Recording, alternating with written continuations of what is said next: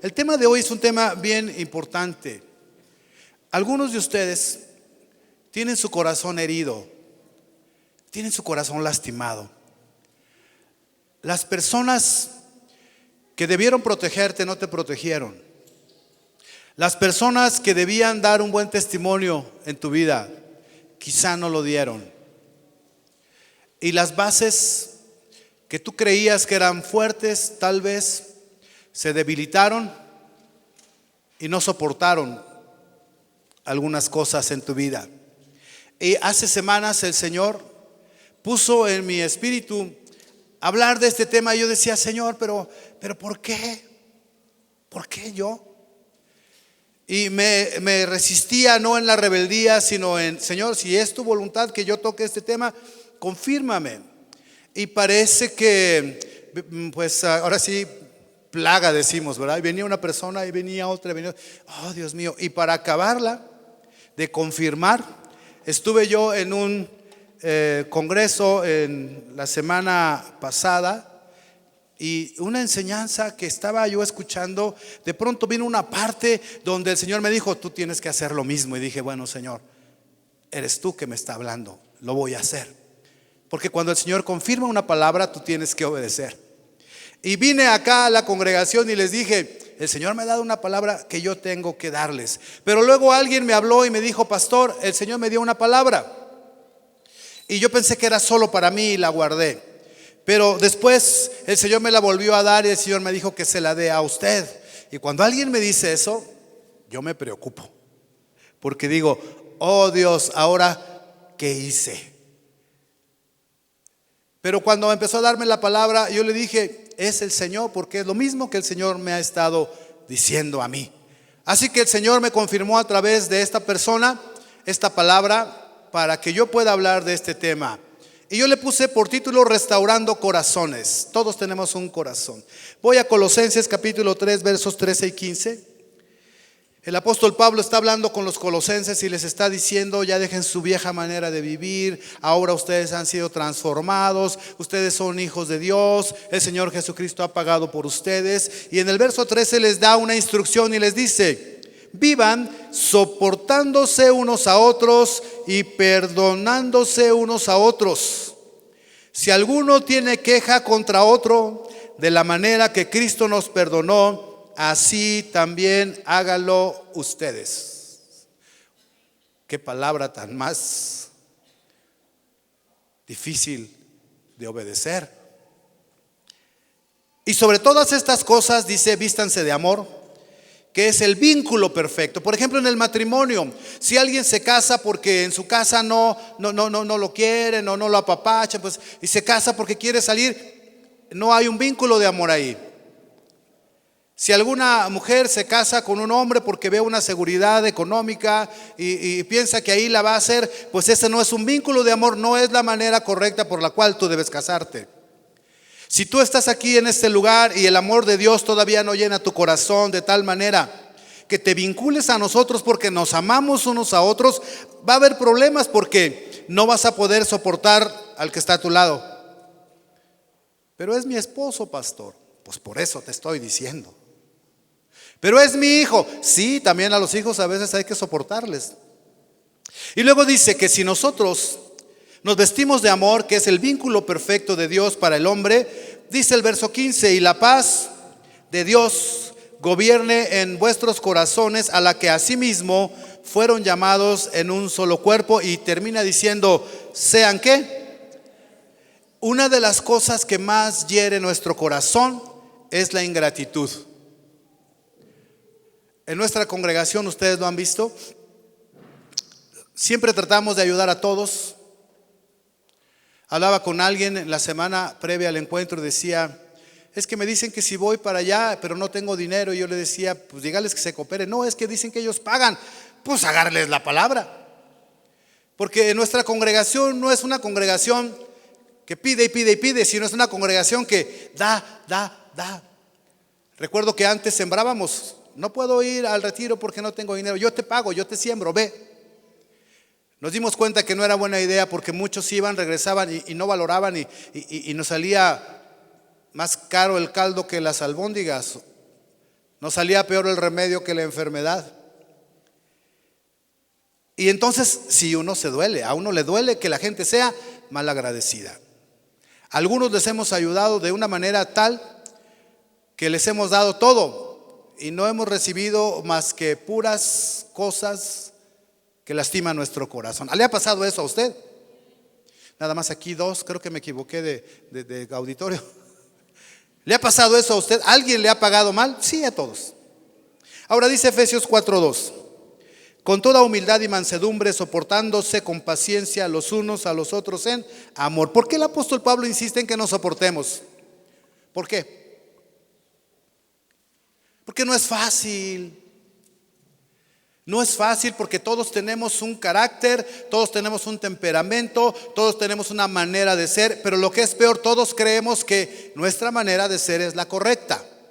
Y cuando nos confrontamos con la palabra de Dios y nos damos cuenta que no es la correcta, muchos terminamos diciendo, pues así soy yo. No, tú debes tener el carácter de Cristo. Tú debes ser de la misma manera que el Señor Jesucristo es. El Señor Jesucristo, dice la palabra, varón experimentado en dolores. De tal manera que toda falta, todo agravio, toda ingratitud, debemos perdonarla en el nombre del Señor Jesucristo y vestirnos de un vínculo de amor hacia todos los demás, porque ese es el vínculo perfecto, no hay otro. Si el amor no está en ti, entonces le vas a ver defectos a todas las personas. El amor cubre multitud de faltas, de defectos. Por eso en las parejas que son exitosas en el matrimonio, no es que el hombre sea perfecto o la mujer sea perfecta, es que se aman, y donde hay amor, los defectos ahí están, sí se ven, pero no son tan importantes. Es más importante el amor entre uno y otro. ¿Alguien dice amén? Ahora, la palabra del Señor nos enseña esto, y hay ocasiones en que probablemente, quizá, tu pastor, puede ser este, puede ser algún otro, te ha agraviado, te ha lastimado, te sientes todavía con esa desconfianza. Estás en esta congregación, pero vienes con tu corazón herido, porque pasaron muchas cosas y piensas que aquí va a ocurrir lo mismo y estás a la defensiva, ¿Y sabes qué? No creces como el Señor quiere que crezcas. Te detiene esa atadura, te detiene. Y algunos dejan de darle su diezmo al Señor porque dicen, no, es que el pastor lo va a gastar. Bueno, no lo voy a gastar yo precisamente, pero todos saben que aquí pagamos renta, ¿verdad? Pagamos luz, pagamos agua, pagamos el servicio a la persona que cuida este lugar, lo mantiene limpio y todo. Jeremías capítulo 23. Vamos primero a Jeremías 34. Dice, el Señor me dijo, verso 1: hijo de hombre, profetiza sobre los pastores de Israel. Fíjate bien. Y dales este mensaje a los pastores. Así dice el Señor Dios: oigan, pastores de Israel, está hablando a su pueblo, que solo se han estado cuidando a sí mismos. ¿No se supone que los pastores cuidan al rebaño? Ustedes se comen el queso, usan la lana y matan a las ovejas más gordas, pero no cuidan al rebaño. Qué palabras difíciles de parte de Dios para los pastores. Voy al verso 7. Así que, pastores, escuchen este mensaje del Señor. Prometo por mí mismo, estoy leyendo la Nueva Traducción Viviente, dice el Señor Dios, que ustedes, pastores, serán castigados por haber tomado mis ovejas como un botín, por dejarlas sin pastor a merced de los animales salvajes, por ni siquiera haber tratado de ir a buscarlas, por ignorarlas y por cuidarse solo a sí mismos. Y sigue diciendo el Señor: yo les voy a demandar las vidas de aquellas personas que ustedes han descuidado. Cuando el Señor me llamó a ser pastor, los que son de esta congregación y empezaron conmigo hace 10 años, saben que yo ya había aceptado ser pastor, pero la verdad no era lo que más feliz me hacía. Lo mío era cantar alabanzas, componer música, dar conciertos. ministrar las almas a través del evangelismo con la música. Pero ser pastor implicaba estar frente a un grupo de personas que necesitan comida y necesitan atención, y era una responsabilidad tan grande que yo pensé que no iba a poder cumplir. Algunos tienen la duda, ¿cómo es que se pone un pastor, verdad? Iba a utilizar la palabra correcta, pero bueno, ¿un pastor de dónde sale? ¿De abajo de una piedra? ¿Dios lo trae del cielo? ¿De dónde? No.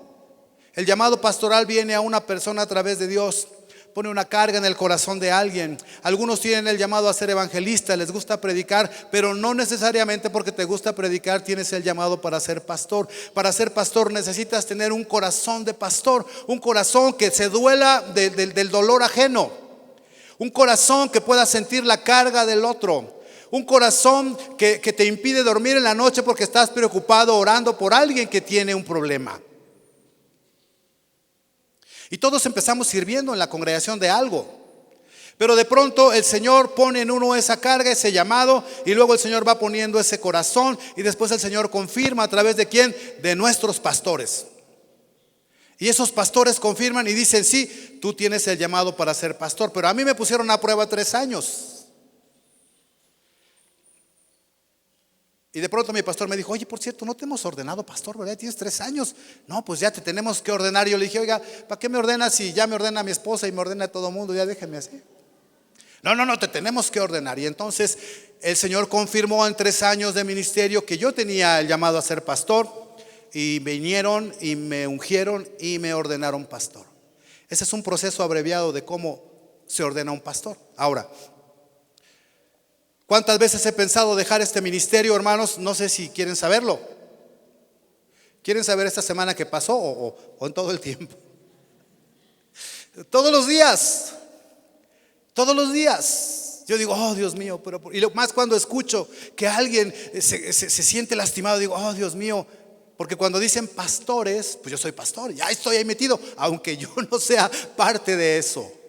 Y por eso yo no quería ser pastor. Pues yo escuchaba tantas historias, decía: no, Señor, así estoy bien. Grabo discos, hago videos, canto canciones y termino mi parte y me voy a mi casa y paso una semana tranquila componiendo música y haciendo cosas. Y el Señor dijo: tú serás pastor.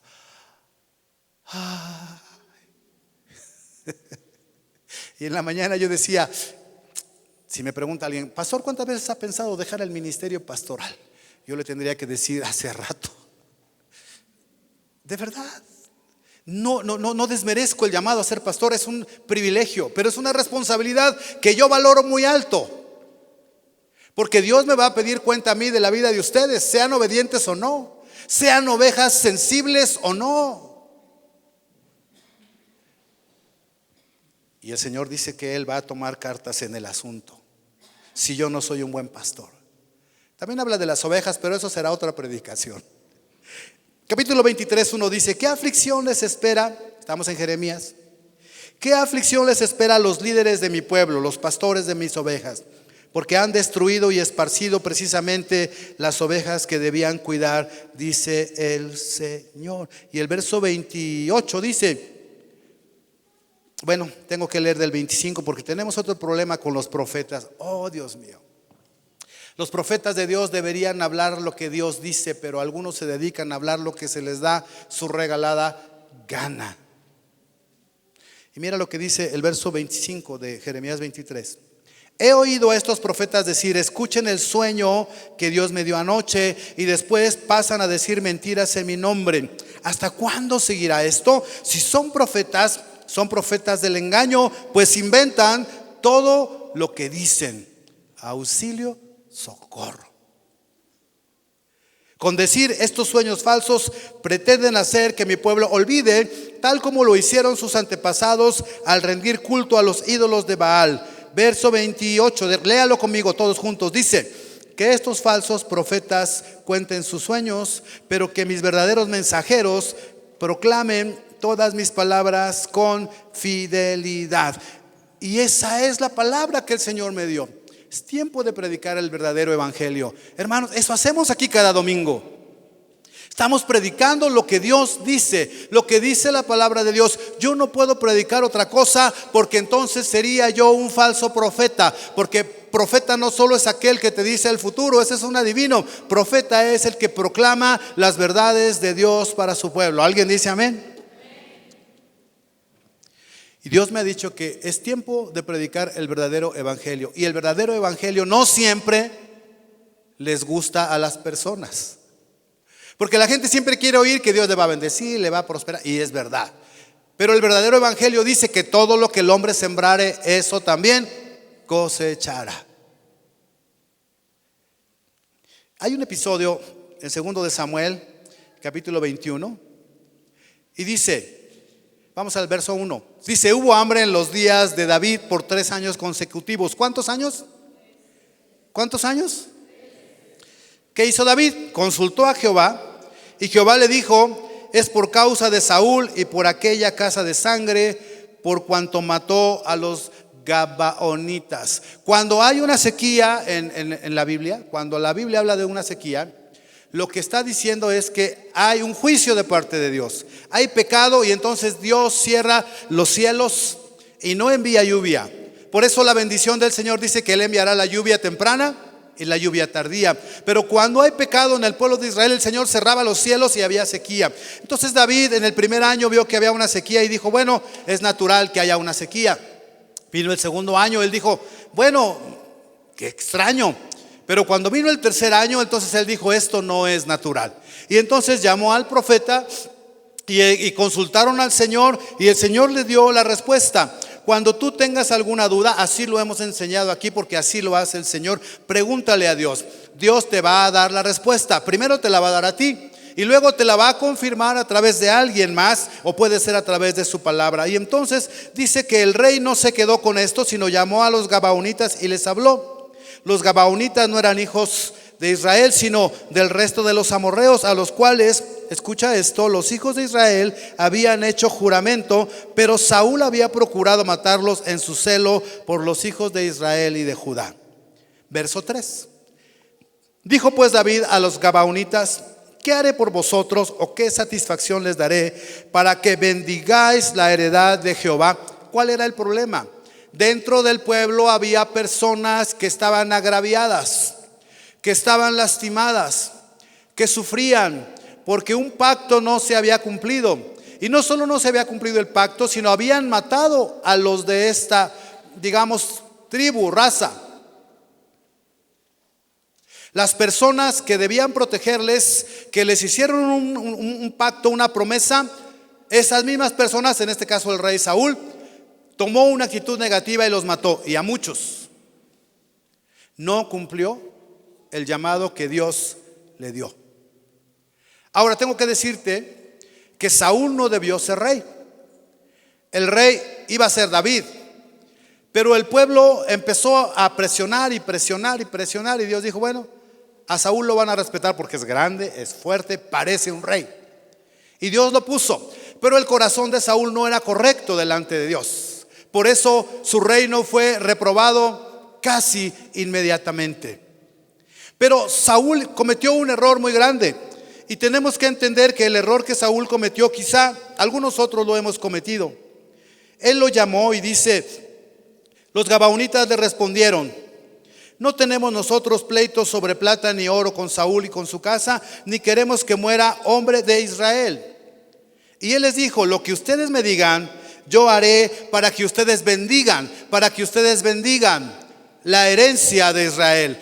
El Señor esta mañana quiere preguntarte a ti: ¿alguien te ha herido? ¿Tu corazón está lastimado? ¿Tú sientes que alguien te ha fallado? Bueno, el Señor dice: vamos a ver, ¿qué quieres que hagamos? Con tal de que vivas en bendición y bendigas este pueblo que está aquí, y bendigas tu pueblo en tu casa, y vivas en bendición, y no vivas en lamento, y no vivas con sed de venganza, y no vivas con deseos que no vienen de Dios, sino vivas con la bendición del Señor, habiendo sido perdonado y habiendo perdonado. Y mira qué interesante se pone esto, porque ellos dijeron: no queremos dinero, no queremos oro, lo que queremos. Es interesante porque el rey David les dice: dime lo que quieras y eso voy a hacer. Podían haberse aprovechado y decir: bueno, pues queremos que nos des unos cuantos lingotes de oro. Pero no, ellos lo que dicen, dice: lo que vosotros dijereis haré. Y ellos respondieron al rey, estamos en el verso 5: de aquel hombre que nos destruyó, es decir, de Saúl, y que maquinó contra nosotros para exterminarnos. Fíjate bien, no solamente mató a algunos, los quería exterminar, sin dejar nada de nosotros en todo el territorio de Israel. Danos 7 varones de sus hijos, para que los ahorquemos delante de Jehová en Gabaa de Saúl, el escogido de Jehová. Y el rey dijo: ¿qué? Yo se los daré. Oh Dios, cuando Dios va a hacer justicia, Dios no se detiene ante nada.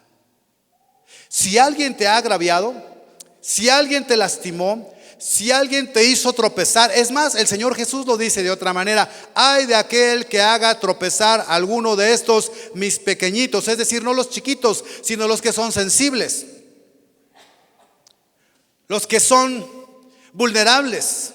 Dice: más les valiera que se les amarrara una piedra de molino en el cuello y fueran lanzados al fondo del mar. Así que mucho cuidado cuando tú estás haciendo cosas que son mal ejemplo para los que te miran, porque dice el Señor que si los haces tropezar, un gran castigo te va a esperar. Todavía siguen aquí.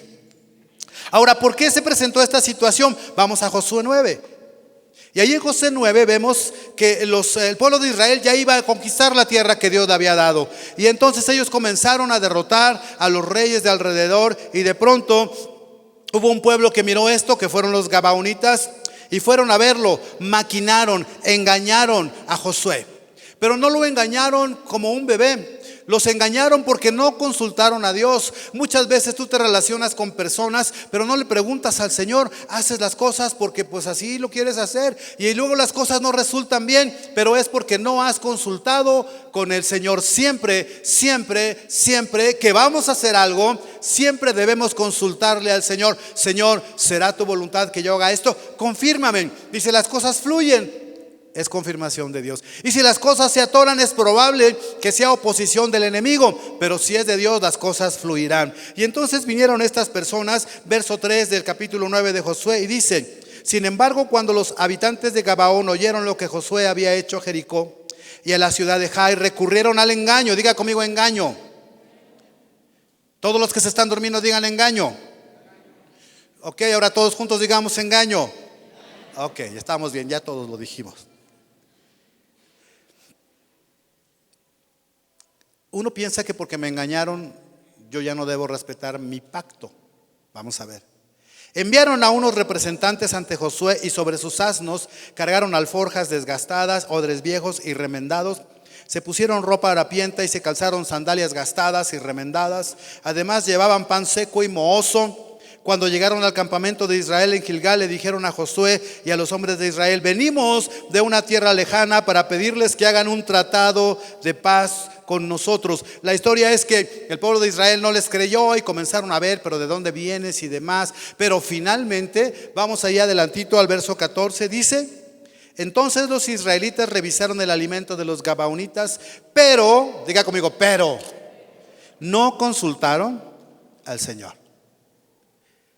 Así que Josué hizo un tratado de paz con ellos y les garantizó seguridad, y los líderes de la comunidad pusieron su dedote ahí y ratificaron el acuerdo mediante un juramento que los obligaba ¿a qué? A cumplir. El libro del Eclesiastés dice: cuando hagas promesa al Señor, no tardes en cumplirla, porque Dios no se complace de los necios que prometen y no cumplen. Más vale que no prometas a que prometas y no cumplas. Aquí vemos dónde surgió el problema. Cuando vinieron aquellos a engañarlos, pues estos se confiaron, y en lugar de decirle al Señor, sobre todo Josué, que era el líder, que venga el profeta de Israel y nos revele, ¿verdad? Dios a través de él. Pero no consultaron, hicieron un pacto y se obligaron a respetarlo. Poquito tiempo después, sigue diciendo la escritura, se dieron cuenta que los habían engañado. Ya no podemos decir que como a un chino, porque los chinos ya están tremendos, ¿verdad? Verso 18. Sin embargo, como los líderes israelitas habían hecho un voto en el nombre del Señor, Dios de Israel, no atacaron a ninguna de las ciudades gabaonitas. 3 días después de haber hecho el tratado, se dieron cuenta que los habían engañado. Oh, qué terrible. No sé si a ti te ha pasado alguna vez que alguien te ha engañado y te han visto la cara, como decimos comúnmente, ¿verdad? ¿Y cómo te sientes? Oh, Dios mío. Sobre todo después de que dijiste, sí, acepto.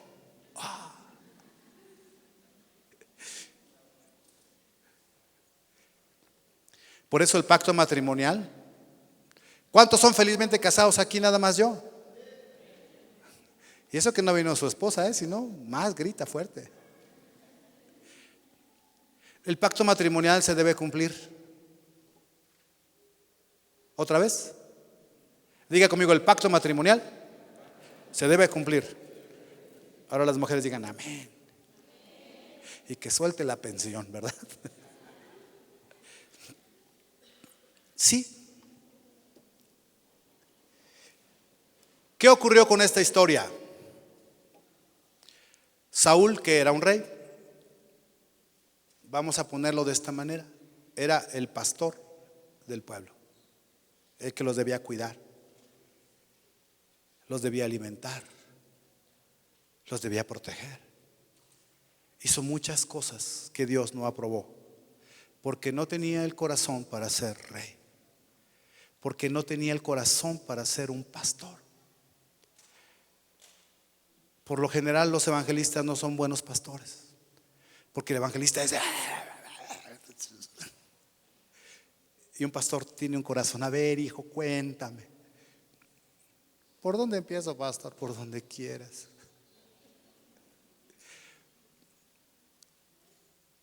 Y hubo problemas y quiso romper un pacto que los líderes habían hecho.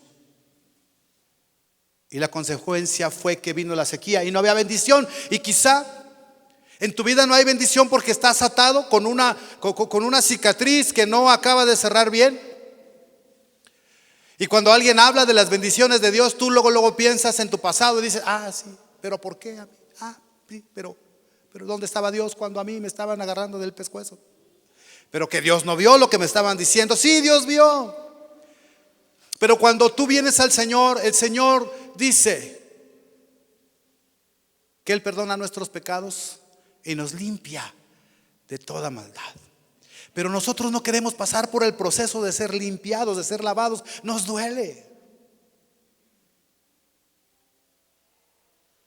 No es como que te meten en Coca-Cola 24 horas, sales nuevo. Hasta el óxido se cae, ¿verdad? No.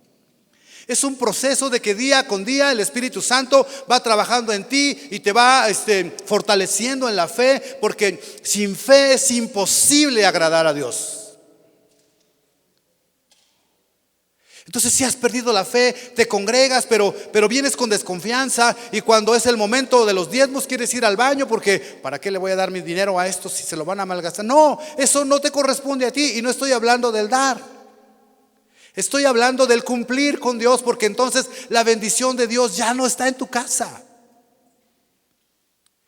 Dice el apóstol Pablo, recordando las palabras del Señor Jesús, que dijo: más bienaventurado es dar que recibir. Y si tú vas a buscar al Evangelio, el Señor nunca mencionó esas palabras que están escritas ahí. No están escritas. ¿Cómo lo mencionó el Señor? Hay dos cosas. El Señor Jesús personalmente le reveló a Pablo el Evangelio.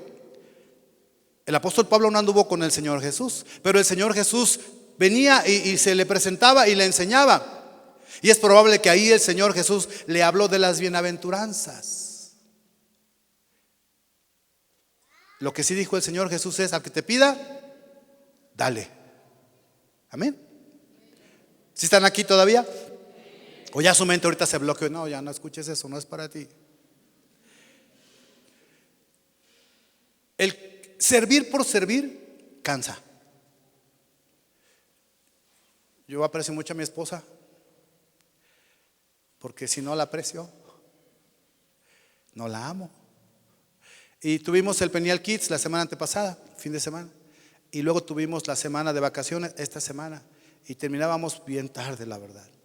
Pero todavía el último día llegó a la casa y nos cocinó bien rico. Yo la vi y dije: es que si yo le digo que yo cocino, va a querer que lo haga siempre. y mejor me hago disimulado y que cocine. Pero la premié porque la mandé al cine en la tarde con mis hijos. Yo no pude ir, tenía que visitar a unas personas. Pero ¿a poco no las mamás tienen un corazón que ama? Y así estén cansadísimas y lleguen arrastrando la cobija y las chanclas. Ellas llegan y si los hijos no han comido, se ponen a cocinar y limpian y planchan. Maquillan al marido para que no se vea tan desgastado y estén todos alegres, ¿verdad?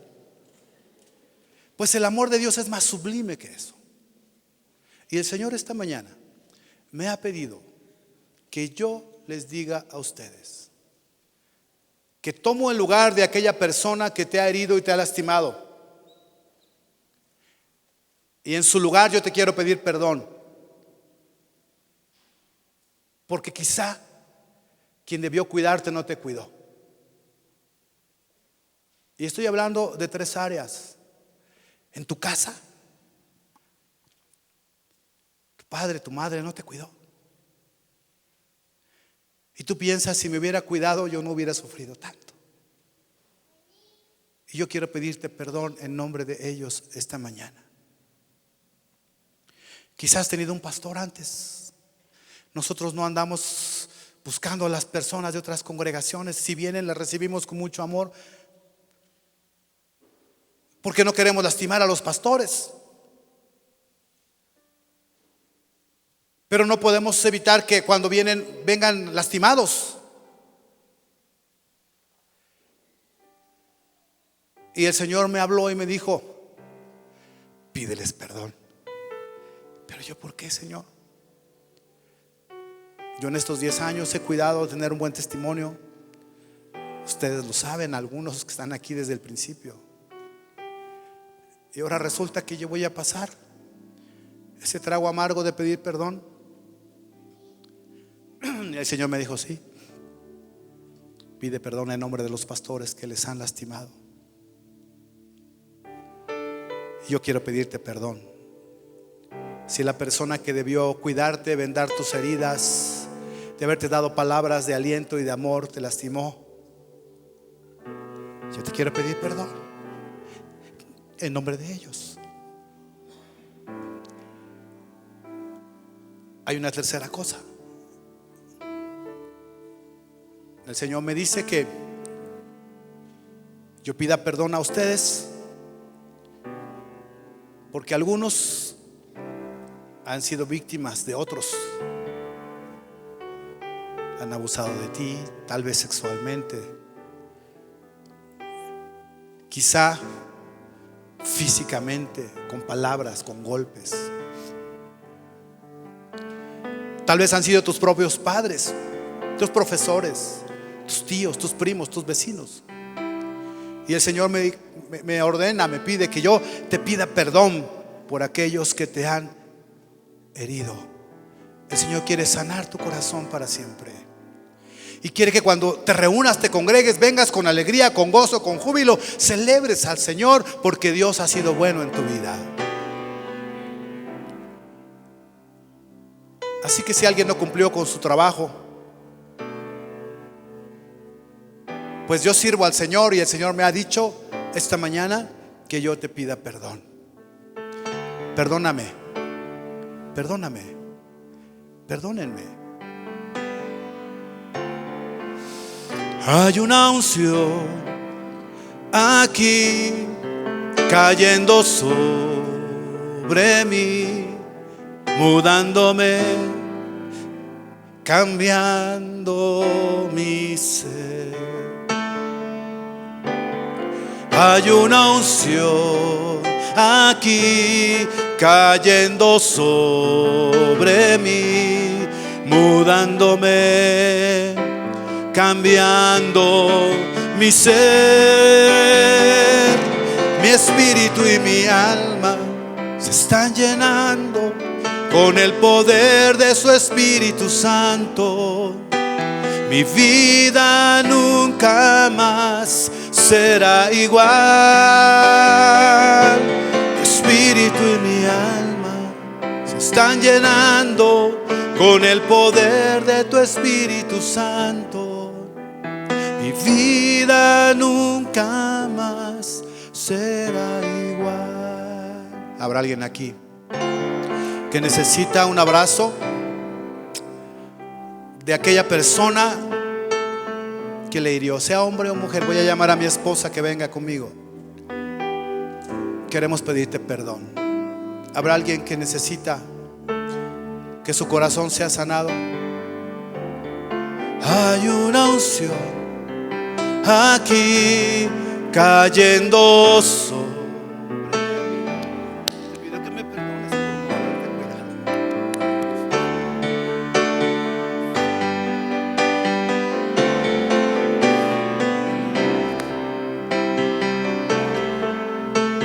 Que Dios te bendiga.